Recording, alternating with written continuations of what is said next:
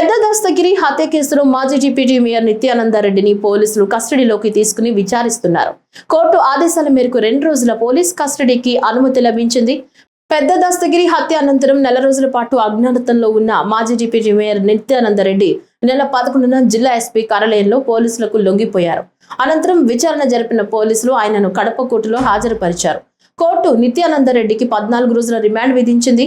Case దర్యాప్తులో భాగంగా custody అవసరమని పోలీసులు కోర్టులో పిటిషన్ దాఖలు చేయగా 2 రోజుల పోలీస్ కస్టడీకి న్యాయస్థానం అనుమతిచ్చింది.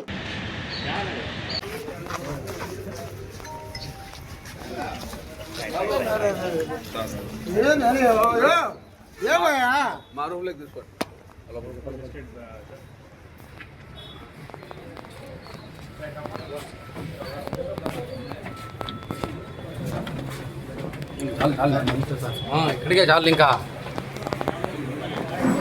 షెడ్రీ